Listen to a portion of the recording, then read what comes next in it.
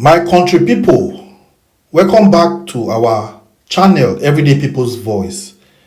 I just want to remind you now of the kind of politics where they play for this country and what some of our politicians don't do way back, we go make us open our eye towards the next election when they come for 2027. This video one I want watch so I beg make una watch am, make una still understand say our eyes don't open small. Make we use our brain, make we use our sense. Take follow all these politicians within Nigeria. What some politicians don't take our eyes see for this country, it pass pepper. Cause join to the own. Make una watch the video. He will make a great All those Kannywood stars, they need to headhunt him. They are producers. He will make a very good actor. You know, especially in the comedy. You know, they should get them. Alinu and other people. See the collar on his neck. Kannywood, they need to get this talent so that it can be used. At this stage, in fact, when I first saw that video, I said, but why should why? Oh, why this in trip? Okay. Somebody who can walk on his own. This person will run faster than. Can't you see him? He was doing the. He was making prayers. Watch now. After here, now they will go and pray. Prayers. If you are not fit. Okay. Now they are coming back from the court now. He cannot even bend down to pray. So the way he lifted himself up. Look at this stage, he's been reducing the theatrics. Yes. Little by little, reducing the theatrics, little by little. You know, because he wasn't sure that people were not. He didn't know there's a camera in the room. Still watching. But the moment that door slammed shut, Pakam. he was sure that all they know now. He and his accomplices were the people left. At that point, he became his real self. He's an extremely dishonest individual. You can't set stop with whatever documents this kind of person will bring. Now see him now, he's praying now. Hey! Hey! Nigeria! Nigeria! Hey! The man that has spinal cord injury is not bending down to pray. See him. Hey! God. God will catch all of you. God will expose all of you. No one is saying that. After thieving, after stealing our money, after stealing all our oil money, you go and keep it in overseas account, and then you now come and start faking that you are sick. I will keep myself on this one. Let's go to road. You're taking somebody to Kogo. Your BP is high. So you say that his BP is high, he can't make statement and can't. I am in pain. I am in severe pain. I can't turn this neck anymore. If anything happens to me, the Inspector General of Police should be held accountable. Over the years, political and economic corruption has become a rising phenomenon in Nigeria. There have been alarming and scandalous cases which have sparked massive outrage from Nigerians and the international community as well. Here are the dramatic performances of those accused of corruption and other criminal acts. Olisametu. Former publicity secretary of the PDP, Olisametu, who is accused of taking 400 million naira from the National Security Advisor in 2014, is facing trial, which has been greeted with an adjournment over his failing health. At the time, Metu collapsed in court. In 2018, Olisametu appeared in court on a stretcher, forcing the presiding judge to adjourn the case. Ayodele Fayoshi. After his tenure as governor of Ekiti State, he was arraigned in court by the Economic and Financial Crimes Commission for alleged money laundering and conspiracy to the tune of 2.2 billion naira.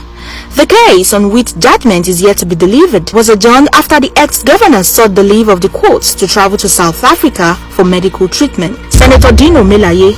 The senator representing Kogi West Senatorial District has been in the news for the right and wrong reasons, referring to his ordeal with the police. In 2018, he was accused to have killed a police officer and was also charged for attempted suicide. Senator Molaye appeared in court on a stretcher and in a wheelchair.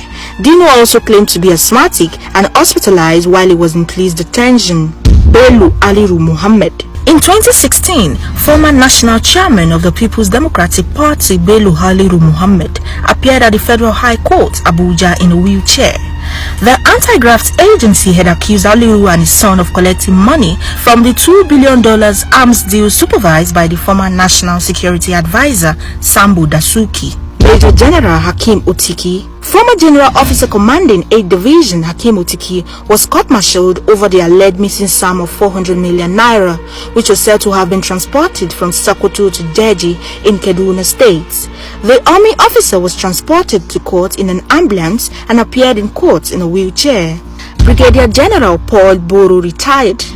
Boro served as a special advisor to President Buhari on Niger Delta and coordinator of the Presidential Amnesty Program between May 2015 and March 2018.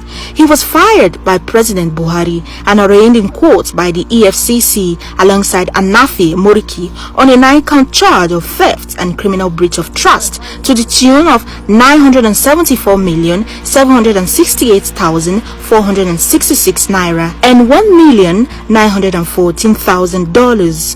He appeared in court in a neck brace. Orji Uzokalu.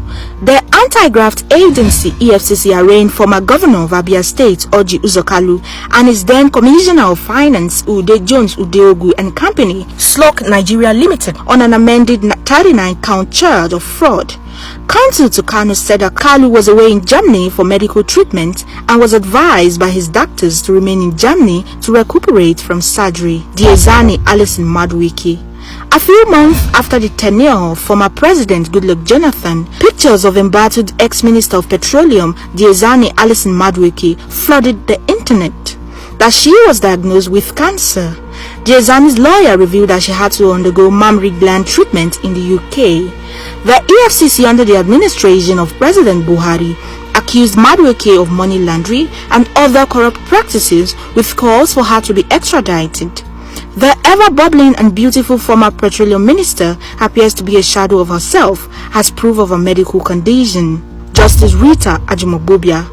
The EFCC had provided an 18-count charge against Justice Ophelia Ajimobobia, bordering on perversion of the cause of justice, grafts, unlawful enrichment, false information and forgery. She pleaded not guilty to the charges. However, she appeared in court with a bandage on her leg. Femi Fani-Kayode. The former Minister of Aviation alongside Nenadi Usman is facing a 17-count charge of money laundering, conspiracy, unlawful retention of proceeds amounting to 4.6 billion naira. Fani-Kayode was the director of publicity of former President Goodluck Jonathan's re-election campaign organization. At the hearing of the case, counsel to Fani-Kayode told the court that his client failed to appear in court because he had been diagnosed and hospitalized with a heart-related ailment. The explanation for absence brought laughter in the courtroom of the Lagos Division of the Federal High Court. Kingsley Kuku. The former presidential advisor to ex-President Goodluck Jonathan was alleged to have stolen billions of state funds earmarked for the Presidential Amnesty Program. He was then said to have fled Nigeria to the United States of America after he was invited by the EFCC for questioning.